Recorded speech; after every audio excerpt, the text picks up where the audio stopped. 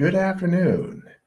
My name is W.D. Foster Graham. I will be your host today for the Conversation with Al McFarlane, where we discuss everything from the African and African American diaspora.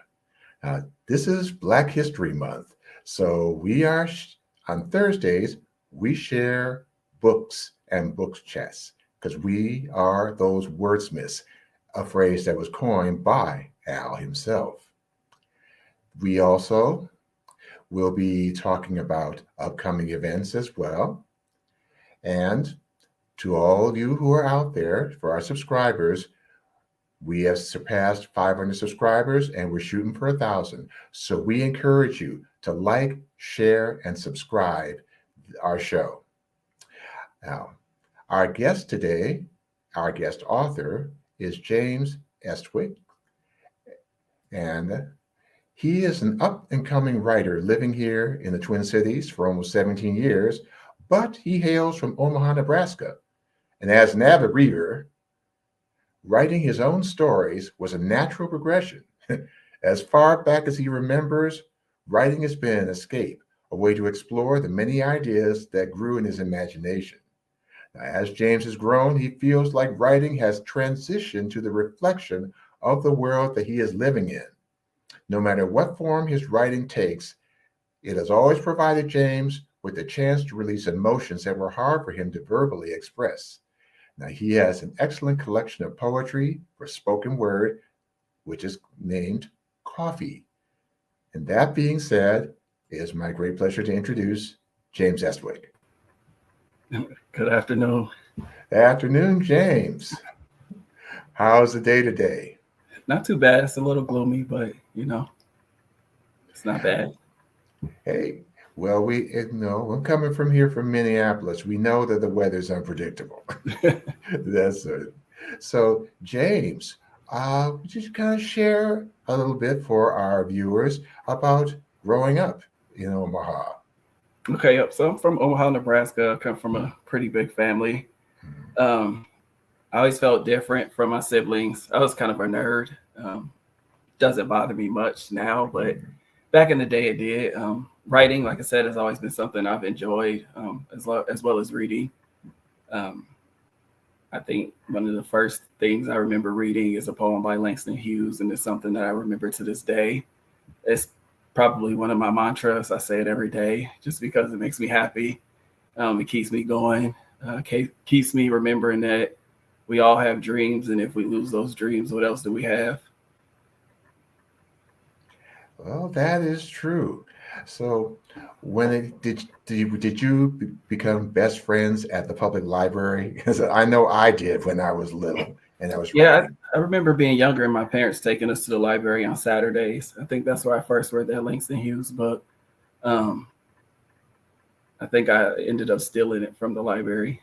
Don't tell anybody. I kept it.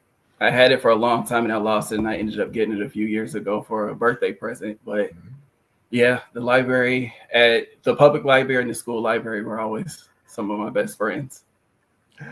Yeah, well, we learned that as far as being a great writer or a poet, it also means being a great reader. Now, you mentioned Langston Hughes in terms of an inspiration. Were there any other books or authors that inspired you? I mean, I loved all of the R.L. Stine Goosebumps books. Those are always fun books. But those are probably the ones I read the most, like the Goosebumps or some Langston Hughes. Hey, so what is it about those books that really just drew you in or kept you engaged? I just like the poetry, and then reading about, during the Harlem Renaissance and just the different way Langston Hughes would weave stories. And with R.L. Stine, they were kind of like horror books, and I like scary stuff. So they always kind of drew me to them. I know about, the Harlem Renaissance. You think about Countee Cullen, Langston Hughes, Bruce Nugent, and all of the above. Now, when talking about your collection, since you are a person that is drawn to spoken word, how did you come up with the title of your book? So Coffee is the anchor poem in my book. It's a poem about my grandfather and my relationship with my grandfather growing up. It was something that I shared with him. And then I feel like you have reflections with people, and usually you do this over coffee or like Mhm. catching up with someone. I felt like it was a good way to introduce the anchor poem, but also introduce like a reflection, kind of sitting back, drinking coffee and reflecting on certain points in my life. I see. So tell me more about him, since he is obviously very significant inspiration here.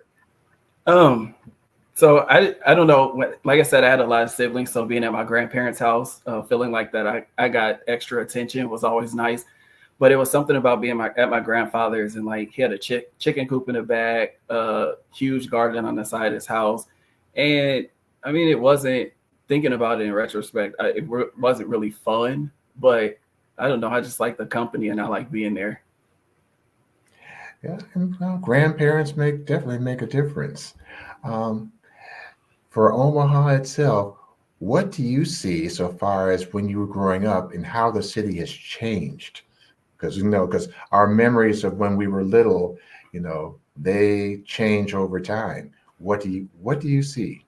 I feel like it's definitely grown a lot. I haven't been back in about a year, but it just feels different. It feels a little bigger going back now. Like I feel like there's more to do, more to see. I feel like I'm there and I don't get to see a lot of the people that I want to get back to see, but it's always because I'm trying to do something new there. True. And I remember going to Omaha back in 1975, and I guess one of the main drag was 24th Street into the community. Can you tell us something about the community in Omaha? Oh, I feel like 24th Street still is sort of a staple. If you're from Omaha, like I said, I haven't been there in a while, so I feel like I don't remember very much. And I was 18 when I left, and I feel like I didn't do very much there. But I do feel like 24th Street still kind of is a staple. When someone's from Omaha, that's one of the main places they'll say that they remember. That is true because I remember it when I was there, definitely. Um, in terms of time, what kind of time frame did it take to write Coffee? Coffee was kind of a collection of poems that I had already had written probably for a few years. The idea came about. I had a friend who knew someone that was having an art exhibit at the Bakken Museum in Uptown, and they were accepting written work. And I had this whole idea of 6 different pieces of writing and how they connected to me, because that was the name of the theme of the show, Connections. And so I came up with this idea and I was ready to submit it. And then I reread the directions and it said that you could only pick one poem. And so I submitted Coffee, and that was the one, because that was the one I felt the strongest about. So I felt like I'll submit that.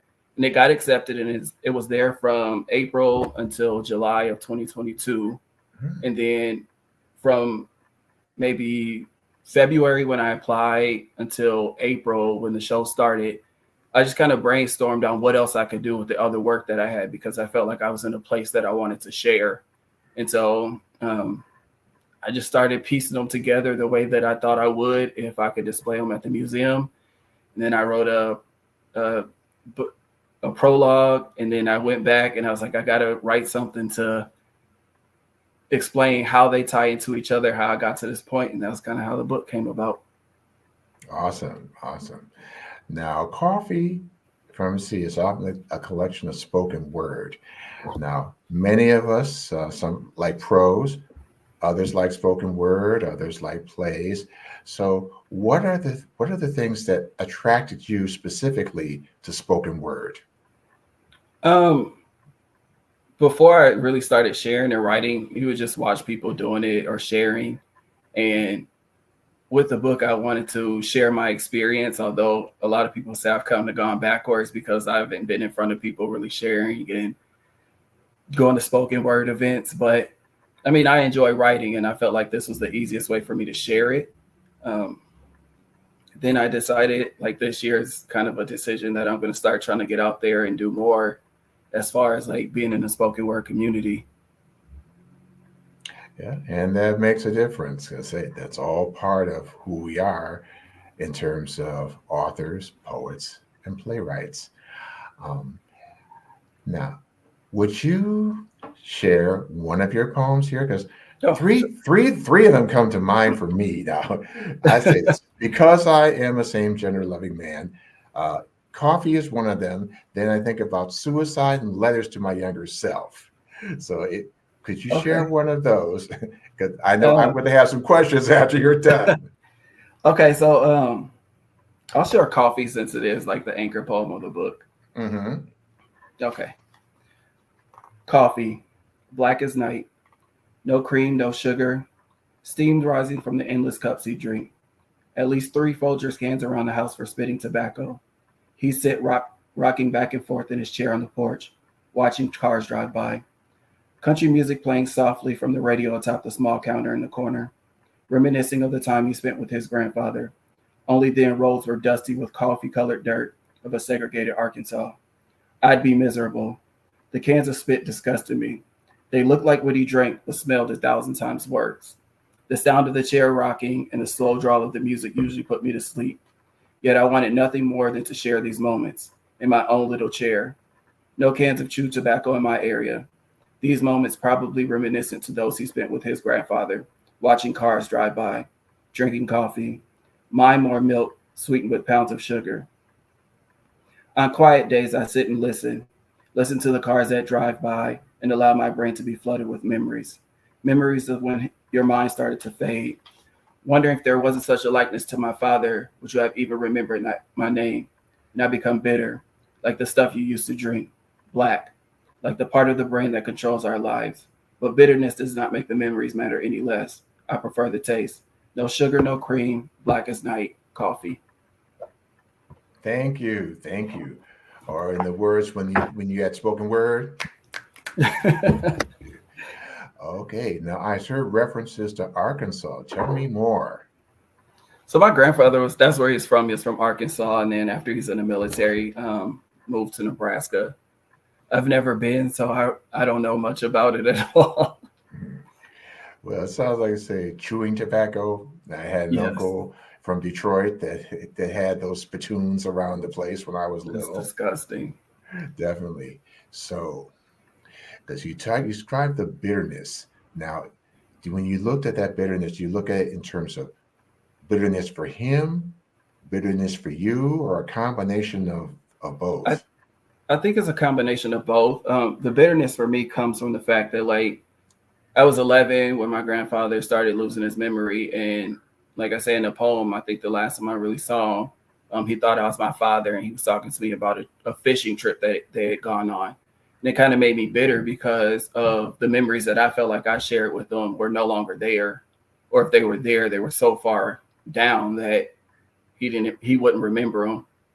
But I felt like it was kind of for him, it was kind of bitter because I'm sure there's a part of him that probably would have loved to remember those memories.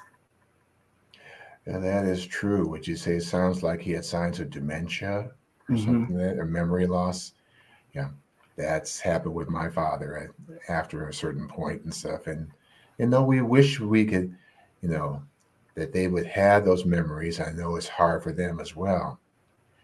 So that being said, um, with your grandfather on that, uh, did he move from Arkansas to Omaha, or did you go down? You said you'd never been to No, Arkansas. I'd never been. Yeah, he moved from Arkansas to Omaha. Mhm.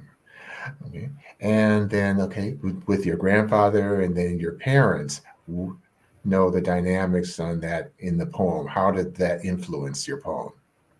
Um, I mean, like I said, I love spending time with my grandfather. Mhm.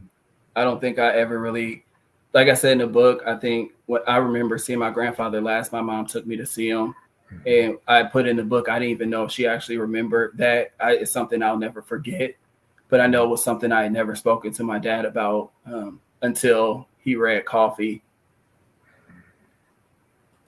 And that Yeah. was his father. So Mhm. I don't know. It was hard for me to write just because, like I said, there's kind of this bitterness of like the memories of him not remembering me. But like to know that my dad is reading something that was about his dad. And there was a point where I was 11 years old and his dad thought I was him. I know I definitely feel like it was probably hard to read and see that. Yes. Yeah, I can relate to that. There was another poem I mentioned about suicide. Mm-hmm. Tell us more about suicide. I'll read it in a second. Suicide was something that when I was 10 years old, this is another thing that was really hard to share because it's something that I don't think I've ever shared with anyone, like publicly. You know, when you're younger and you feel different and people say certain things to you or make you feel a certain way, you sometimes feel like it's easier to just not be there. And so it was definitely something I considered multiple times. This poem actually stems from a time that I actually was going to attempt it. Thankfully, I did it. I'm grateful that I did it because I wouldn't be here. I wouldn't have experienced so many of the beautiful things I've experienced, and I wouldn't have, you know, the family that I was scared would treat me any different had I been truthful in the beginning. I wouldn't have that love and support that I have. So I'm grateful that was something I didn't follow through with. But I felt like it was necessary to talk about because I feel like in order for you to grow and to build, you have to talk about the dark places. And that was definitely a dark place. And it sucks feeling like, or knowing, you know, that I was 10 years old at the time, but I grew from it. I'm stronger because of it. And, you know, I can be a voice and I can be a face for those that feel like, you know, I'm in this dark place, but it definitely gets better. That is true. It gets better. I'm just thinking about the Gets Better project and so, and the fact that there's still so many that need to hear that, need to hear that one, we're not alone. And say, and three, we get through it, and there is support out there. Okay, would you share suicide? Yeah.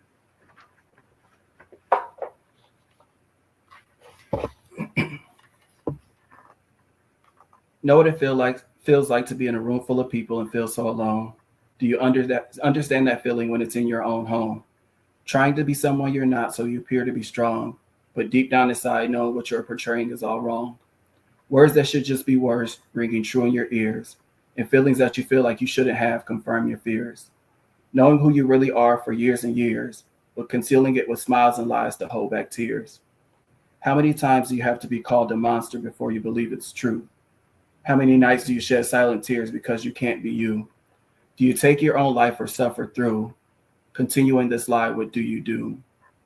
Do you run away to cry, although it's all jokes? Or does death consume you? Is it your ray of hope? How far will you go to run from this pain, scared of the consequences, just the same? Crying in the mirror, a belt around your neck, looking for a place to take the next step. Afraid of your image, a moment of clarity within, taking your life just won't help in the end. You sit and you cry, glad you made the choice that you did, because deep in your heart, you know you have so much to give. You've only lived in 10 years. There's so much more life to live. And you have a new renewal in life. You're proud of it. Now you're able to tell your story while being truthful to yourself, knowing that your words can help someone else. Accepted by those you love the most for just being you. And if suicide is supposed to be the easy way out, why is it so hard to follow through?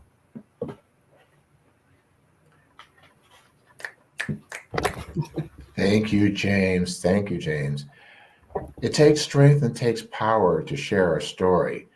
And oftentimes, you know, sometimes you say often the fear is greater than the reality. Now, at 10 years old, you were at that stage. So in that, because we are grateful that you are here with us to share your story and your gifts. Now, so if I may ask, if you could share what your process was into becoming your authentic self today from that point, if you want to share it. I feel like I still continue. I mean, I think there was a time where I still continued to try to hide behind like, this is not who I am. I'm not gay. I'm not queer. Like I tried to hide behind that. And then after I came out, knowing that the people that I love the most supported me for just being me. I felt like I could conquer the world. There was nothing anyone could say or do that could deter me from being my greatest self. And to this day, I have that same love and support, and I have even more of it. And it just allows me every day to wake up and know that I'm James, I can be James, and whatever it presents itself as that day, and keep moving forward. So I'm forever grateful for my support system. Now, definitely, because we all definitely need that support, because like, we aren't islands. We can't go it alone. But oftentimes we think that we are islands and that nobody's gone through what we've been through. And we find out, no, we're not as alone as we think we are. And so I know we put ourselves in that box. And so that third poem I was thinking about was Letter to My Younger Self. Because interesting enough, I thought about the fact that what kind of advice would I have given to my 17-year-old self back in 1969 when Stonewall came out, before I came out, and being 71 now. So that struck a chord with me. And so tell us more. That one was probably one of the easiest things to write. I saw something, I think I was in a writing class, and they just said, write a letter to yourself. And at first I was like, what am I going to write to myself? And as I started writing, and like the words just started coming onto the page, like you feel this weight off of your shoulder, because life is going to be life, and there's going to be ups and downs through all of it.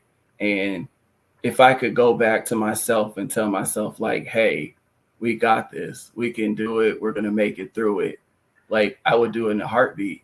But not going through what I went through makes who I am today. Oh, indeed, indeed. So before we share that, because I definitely want our readers to hear that, as those of us who are also African American and LGBTQ, what are some steps that can be taken so far as speaking that truth to power and making a positive difference today? I feel like there's this whole narrative that you're one thing before the other, and people forget the intersectionality of being one thing and another. As a straight person, you can just navigate life freely, and no one bothers you about it. No one says anything about it. As a Black person, you have a stigma. As a male, you're set up with another stigma. As a Black male, you're set up with a stigma. And then here I am, a gay person. And so I have three things against me already that society are looking like, what's going on? And I just want to navigate life showing that these three things represent who I am. Nothing is greater or less than the other. They all create me, and they're all going to be a part of who I am. I don't put one against the other or one higher than the other, because they're all what encompass who James is. Oh, that is so true, James. So to piggyback on that, what is the way you see all the above as strengths, as superpowers? I just feel like I said, they're all a part of who I am. And as long as I'm living my authentic, true self, that's always going to be my superpower, because no one can change who I am. No one can take away from who I am, because I know who I am. Indeed, indeed, indeed. So that being said, can you share with us? All right. This is a letter to my younger self. Dear James, even at a young age, you could sense your own differences from your brothers, cousins, and even the boys at your school. For a long time, you tried to hide who you are or your feelings out of fear. Things will get better. There was nothing wrong with you then, like there's nothing wrong now. Don't allow anyone to tell you that there was or is. You spent many nights mad at God for it and prayed that he changed the way you felt, only to learn that who you are and who created you are one and the same, and he knows you better than you know yourself. Life has been no crystal stair. It will never be. It will sometimes be uncomfortable and difficult. There may be a time that you contemplate taking your life. Don't. Just dig into the strength and resilience you possess. There will always be people that don't understand, but don't let anyone's definition of who you should be define you. Things will get better. Don't hold on to bitterness and heartache. They do nothing but in turn make you bitter and heartless. Life is about making decisions that you aren't sure about and won't always be happy with, but make sure you use each one as a learning experience. Walk to the beat of your own drum. Everyone is not supposed to have the same path. Your path is what sets you apart from those around you. Like I said, don't let anyone define who you are. It will do nothing but make you think less of yourself. And we are worth more than money, diamonds, pearls, or all the riches in the world. We cannot be bought. We will not be owned. And when I say owned, I say that in the sense that our individuality is unmatched, that we will live outside of the chains of society and out of the box of what people or who people think you should be. Yes, you will lose jobs, you will lose friends, but you will gain knowledge and acceptance in yourself. Over anything, knowledge and acceptance of self are the absolute greatest things you will ever gain. No one can take that away from you. No one will ever be able to take that away from you. Don't even let them try. God grants no greater gift than to live and love. And living for and loving yourself is top priority. Love always, James. P.S. If you ever feel like you can't be your authentic self in any space you occupy, then that space is not a space for you. Thank you, thank you, thank you, thank you. And on that, we are going to take a moment for a station break. Readers, then we will be back with James Estwick, this gifted spoken word poet. Are you or someone you know recovering financially from the COVID-19 pandemic, the lockdown, or any other reason? If so, help is available. Findhelp.org is a site to find a wide range of resources, including food, medical care, and more. The best part is based on your zip code. Visit findhelp.org, enter your zip code and the service you need. You'll get a map directing you to the organizations that can help you. Help is waiting at findhelp.org. If you need help starting anew, findhelp.org is the site for you. Thank you. We are back with Conversation with Al McFarlane, and I'm having an enjoyable chat with our guest poet, spoken word artist, James Estwick. Hi, James. Since you just shared, it's a letter to a 17-year-old self or to your younger self. My younger self. Your younger self, exactly. So when I think about, the changes you're talking about in the community, I guess in terms of not just the Black community, but I think about the LGBTQ community, because you often see that the images that are portrayed there are still predominantly white. And so one thing I would like to ask you, so as we are authors and poets of color, what is the things that we can do to really change that landscape on a broader scale? I feel like we definitely have our own voices. I feel like it's important for us, if we feel like we don't fit in those white spaces, we create our own, and that's okay for us to create our own, or we find allies in those spaces that are going to allow us to grow ourselves in those spaces. Yes. I feel like as a Black queer community, we also have to not allow the stereotypes that other people have of us be a burden on us, because there are a lot of positive things that a lot of queer people do that might go unnoticed because of stereotypes. That is so true. Because since we are representative of that intersectionality, I guess one of the things is, as we share our stories one-on-one, it's changing the narrative. Would you agree? Mm-hmm. I agree. Definitely. Now, there was another poem there that really strikes close to home with me, because it talks about, when the deaths of George Floyd and Breonna Taylor, Philando Castile, that is just, tell us more. That poem is called Bloom. The idea from the poem came from speaking to a friend of mine. She had painted, she's a portrait painter, and she had painted a painting. And when you see it, it's a Black man, and it looks like he has a flower in his head. And for a lot of white audiences, they would see the painting and think that it's a flower. But as a Black person and looking at what's going on in the world, you can see that he had just been shot in his head. And so we talked about the poem for a little bit, and she was doing an art show. We talked about the poem. I kind of walked away and came back in about 10 minutes and had a poem, and shared the poem with her. She shared it with her sister, who makes clothes.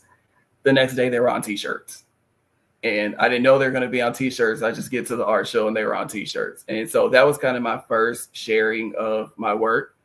I was really nervous about it because I had never written something so political, I feel like, and so pro-Black, I would say. And I think there was a time that I was afraid of how others would take it, especially people not of color. And then as I read the poem, like, it was never intended for them to feel comfortable in the first place. And the intention was to write something as a Black person and make them uncomfortable and see the uncomfortable truths that we live. And that makes a difference, truly. So that being said, I loved it how it reads to hear Bloom. Flowers will bloom where my Black body will lay. I could have shown you my beauty in so many other ways, but here I lie victim to systemic ties, and you pulled the trigger before you saw the tears in my eyes. Now I have vacant thoughts as life seeps from my pores. I wasn't even a threat to you, but whose life mattered more? Yours. Now the ground that I occupy blooms the most beautiful flowers, seeped of all my love, all of my power. Perfect stems crowned with perfect flower heads, but you only noticed my beauty after I was dead. Powerful, mostly powerful. Now, what do you remember about that day, May 25th, 2020, when George Floyd was murdered? I just remember getting on social media and I just refused to want to see the video. And then I ended up watching the video and it made me angry because it's 2020 and we're going through the same things that people were going through in 1960. And it's upsetting and you get upset. And I think one of the things that, like, for lack of better words, pissed me off the most is like people saying, I'm so sorry. And this, and this. It's like, but as a person, like a white person, you have a voice that at sometimes is stronger than mine. And what are you saying or what are you doing that is going to help change this narrative or change these laws or change the way that people are seen in society? But for lack of better words, I was angry. I was pissed off. So with the whole process and said, do you feel that justice was served in that? No. I do. And every time he appeals, I'm glad that it gets thrown out the window because he took someone's life. And whether it was intentional or not, he kneeled on someone's neck for 9 minutes. And it's inexcusable. That is so true. Now, it's been going on 4 years since that happened. What do you see in the climate today, say here in the Twin Cities? It's weird. It seems like a lot of the areas that were destroyed during the protests, you don't see very much construction going on or rebuilding. At least I don't feel like I have. It just kind of sucks because I feel like there haven't been any significant talks on what proper policing should look like and what proper policing in certain neighborhoods should look like. To know that there are people that are policing neighborhoods that they're unfamiliar with, or that they're unfamiliar with the people there, the environment, how to interact with them, is definitely a conversation that I feel like should be had. That is true. That is very true. So taking the conversation just to another note, when you finished your collection, your book, how'd you celebrate? I definitely cried. Like I said, it's been something I've been thinking about for forever. It's something that has been a dream of mine for a long time. So I definitely cried. And then after I had the physical copy in my hand, like I just stared at it. I couldn't put it down. I probably sat in it with my hand staring at it for about an hour. It was just a surreal feeling. And even now, like holding it and reading from it and knowing that these are my words and this is something that I did, like it still feels amazing. It's true, because I learned that the first biggest experience was for a writer or a poet is first you complete the work, and then the next biggest one is holding it in your hand for the first time. There's no feeling like it. Definitely. And I feel like that even if someone buys it and like I'm taking it from my hands and putting it in theirs, it's such an amazing feeling knowing that I'm taking my words to share with someone else in a way that I never thought that I would. That is so true, so true. And speaking of your work, because we met at the Minnesota Black Authors Expo in October. Why don't you tell me about your experiences in that milieu? That was it was an amazing event. Like I said, I had done some art shows, but they were never geared towards literacy. And so it was definitely I felt home, like I felt complete in a space that like everyone else looked like me. They're doing the same things as me. And you get to interact and meet other people who have had this dream, the same dream that you've had forever. And I met some really amazing people, and the Minnesota Black Authors Expo has been amazing thus far, being a member, and I look forward to everything else happening, especially this month. So true. Definitely look forward to seeing you in, say, the next October at the expo. So you have the opportunity to share more of your work. Now, one thing I want to ask you about too. When you first saw your collection exhibited, what was your experience of that? I definitely cried. I definitely cried. I don't know. They're all happy tears, but I definitely, if it's there, I'm definitely gonna cry. I have books displayed at the Strive bookstore that I dropped off the other day, and I haven't gone in yet, but I know that I'm gonna go, and I'm probably gonna shed a tear because, I mean, it's a dream, like to get on Amazon and see my book, or get on Barnes and Noble online and see my book, and now I get to go to a local bookstore and my books are there. Like it's definitely an amazing feeling. I know that's right. Yeah. There is a quote from Toni Morrison that's definitely something that resonates with me. So I'd just like to know what it means to you. And she says, if there is a story that you wish to read and it hasn't been written yet, then you must be the one to write it. I absolutely agree. Our stories, our personal stories, are our stories, our experiences, our life experiences, our experiences. No one can tell them better than you. And so before anyone makes up something about you, before someone creates a narrative about you, you can do that for yourself. And you can put out there what you want the world to know about you and about your story. And so everybody has a story, and only we can write them. Oh, that is correct. And I have one other quote that's kind of stuck with me. It's from Aretha, the queen. As she had this quote that said, be your own artist and always be confident in what you're doing. How does that speak to you? It speaks to me highly. Like I said, years ago, I was scared of my work and sharing my work. Now I sit in a place comfortably that I write in hopes of sharing the things that I want to say and my perspective, because my perspective is going to be different from anyone else's because it's my perspective.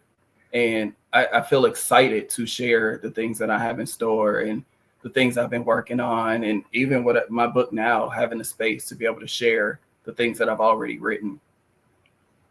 Amen. Amen. And speaking of another of your poems, you're talking about rivers. Yeah. Yeah, because at first I think Mississippi River, but it also has a whole different meaning in your poem.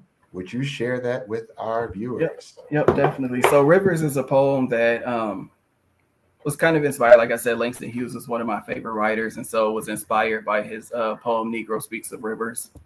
And so, rivers run deep, dark and calm, violent and free.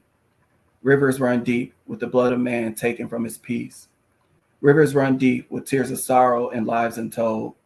Rivers run deep with everlasting life and life yet to unfold. Rivers run deep, reflecting the moon, mirroring the stars. Runs deep like flowing blood from open scars. Rivers run deep with promises of freedom and to be brave. Yet here I am drowning in this deep river, still a slave. Thank you. Thank you. Thank you. So when they say rivers run deep, okay, I see the tones of how it is a metaphor for our history as African Americans. So could you expand upon that? Yeah, that's definitely what it is. It starts with being violently, like our ancestors being violently taken from their homes and brought to a new world, and everything that encompassed who they were stripped from them. And like I said, rivers run deep like flowing blood from an open scar. The craziness of slavery and all that, the atrocities of slavery, and those scars that, you know, still trickle to this day with systemic racism and everything going on in the world. That is true. That is true. And now, that being said, tell us things about where you're at now, and so far as perhaps personally and professionally. So I've been writing a little bit, nothing crazy. It's coming on 2 years for Coffee being out, so I'm trying to work on something just to celebrate that, because like I said, it was such a milestone for me. As far as upcoming events, I have Minnesota Black Authors Expo has the 2024 open mic night next Thursday, February 15th at Strive Bookstore downtown from 5:30 to 7:30. So I'll be there presenting some of my work.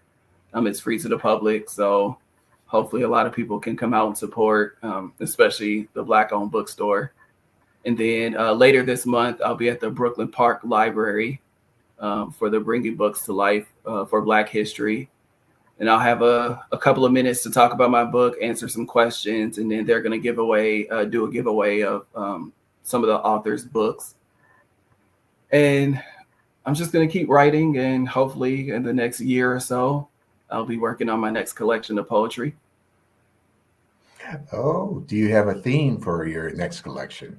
Not at all. Not at all. I'm just trying to make sense of everything I have right now and see if I can come up with a theme. I definitely would like it to be like I've played around with the idea of a healing theme, like a reflections of my healing or something of that sort. So we'll see where it takes me. Yeah. Well, we will see. And I think about this. Now, when it comes to spoken word and poetry, what I've seen where you have derived from different situations. What's your process from the time it's in your head to the time it's out on a laptop or a piece of paper or whatever you have on hand? I think whenever something comes to mind, I just try to jot it down like in my notes. Then I'll go and revisit and see if some of the stuff I wrote before I can put together with something else. I honestly don't have a real process. A lot of my writing comes based off of just pure emotion in the moment. I'm working on getting better at creating a process, but yeah, a lot of my writing comes purely based off of inspiration. Yeah, that's the best way to do it. I will admit that, yes, I have written the poetry and stuff, and it just is something, well, for me, it comes as a spur of the moment. It's an idea. Let me get it down. Let me get it out of my head, and then go from there. Because, as you know, I'm an author. I'm more prose than poetry, and that's an entirely different process altogether. Yeah, I'd say one thing I definitely learned is that as a younger writer, I felt like everything had to rhyme in poetry.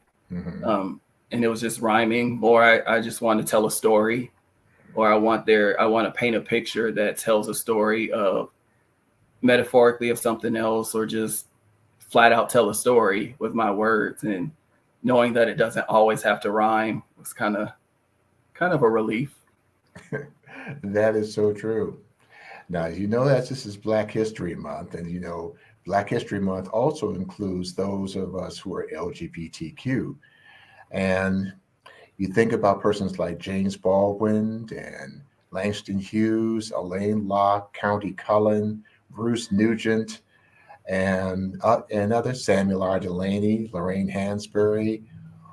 When you look back on these authors, what are your impressions of them, and what sort of things that you draw from those who went before us, since we know they grew up long before we were even a consideration? The thing with all of them, they were all pretty unapologetic about their writing and about their voice and about the things that they wanted to share. And that's something that I'm definitely trying to be, is unapologetic about the things that I want to share, because it's my story, it's my words, and I should be able to share them and say the things that I please. Yeah, that is true. Okay, I'd like to take a moment to talk about an upcoming event that's going to be happening in South Minneapolis, and it is called the We Are Wordsmiths Community Event. Now, wordsmiths, I like that phrase, which Al McFarlane coined, so far as the gifts that we have as masters of the written word, be it in prose, poetry, or plays. This will take place on Saturday, February 24th at St. Peter's AME Church, starting from 6 p.m. to 8:30 p.m. St. Peter's is located at 401 East 41st Street in Minneapolis, Minnesota, and we are featuring the following amazing and gifted authors: the Ms. Mercedes, T. Aaron Cisco, Shayla Michelle Reeves, James Johnson, Anthony Walsh, Tierra Caldwell, Willie Dean, and Sharon Bott-Scarth.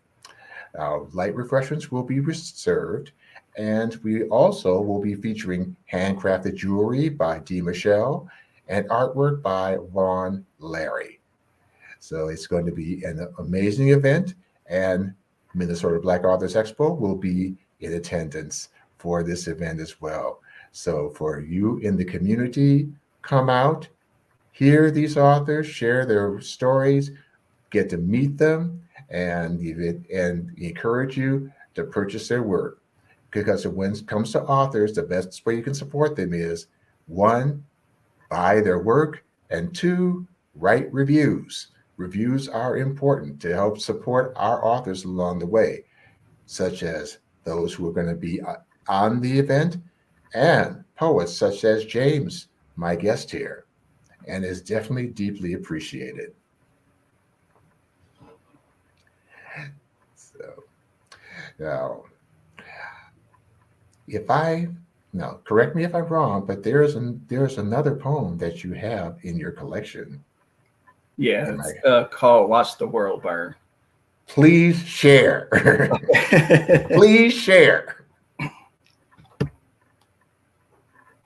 This was kind of like the middle, kind of like the transition in from my personal life until like the world. Some people look at it with envy, jealousy, a twinkle in the eye. Some merely adore it. Some men would rather die. I'd rather watch it with you and wait for the Savior to return. So sit back with me, darling, and watch the world burn. Fires fueled by hatred and incurable, insatiable greed, a lack of respect for fellow man, a lack of hope for those in need. Some would rather try to own it than share in the beauty that it bears. Some would rather try to control it as a way to subside their fears. See, I'd rather yearn, a longing that one would one day have a cure. So I'll just sit back and watch the world burn. My appetite for hope is one that couldn't be understood. My optimism for a peaceful life is sometimes guarded unlike it should. I only pray for the things I need. I work hard for the things that I can. I hope for better days and understanding of man. I think of bringing in lives, but always with so much concern. because I never want them to experience this life. I'm way too afraid of them watching the world burn. Thank you. Thank you, James. So what was going on at the time that you wrote this poem? This was definitely during 2020, during the protests, and literally watching the city burn and watching the backlash or the negative comments that people make about buildings and material possessions, and not the lives that are affected by everything going on. And that was kind of my way of like trying to explain it to myself as well. It's like some people want to own everything in the world, and they miss out on the beauty of everything that's already there for us.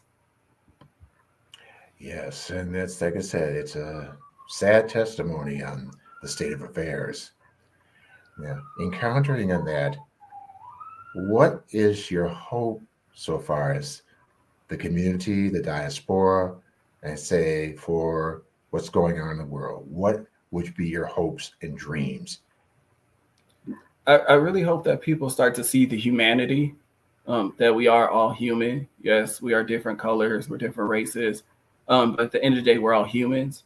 I think that within the Black community, there's so much division in who we are and how we represent ourselves as well. And as a collective, it would be nice to see people realizing that we're all kind of fighting the same struggle. And if we can get on one accord, realizing that we're fighting the same struggle, it might be able to help build us in a way unimaginable. True. So how would you see going about bridging those divisions? Conversations are always an amazing thing. Like I said, writing has always been my go-to with trying to explain my emotions and my expressing how I feel. So I definitely want my writing to be a reflection of that, because I mean, I am more than just Black. I'm gay. I'm a male. Like I'm more than just that. And so I want my writing to be a reflection of that. Exactly. That's, I know, because that's where I was at when I first started my novels, to say, hey, I am all of these things. And I remember what it was like when there were no, shall we say, safe spaces at the time, or as well as not seeing persons who looked like me reflected in the books that I read. So it's like with, say, Gandhi said it, be the change you want to see. And it will show up around you. Well, I have definitely enjoyed our talk. I definitely appreciate the gift that you are of the spoken word. Thank you. So do you have any closing remarks? If anyone wants to purchase my book, it's no diss to Amazon, but Amazon is taking a lot of my money. So if you would like to purchase a book, I would love if you would reach out to me on my Instagram. My handle on Instagram is Spoken by James. Reach out to me there. We can coordinate how to get the book to you. Like I said, I have the open mic night next Thursday at Strive Bookstore. I'll be at Brooklyn Park Library on the 24th. And surprisingly, I've never really done spoken word, but I'm actually working on planning my own spoken word event next month. So whenever I have details, if you follow me on Instagram, I'll make sure I share those and let everybody know. That's great. Because say you come on out and we support James in very spoken word, because hey, Black History Month is here, and we have so many artists, writers, poets, all around the Twin Cities area. It's often said that, hey, some people thought that, there were no Black authors or anything here in Minnesota. Well, guess what? We are. We're here. So, that being said, I just want to thank you for being a guest here on Conversations with Al McFarlane. It's been a joy, and it has been a pleasure. So, viewers, they come out and support our guests. James, he is a awesome poet and spoken word person. He has a powerful story to share. And so this is W.D. Foster Graham saying thank you for viewing in, and we'll see you next go round. All right. Thank you.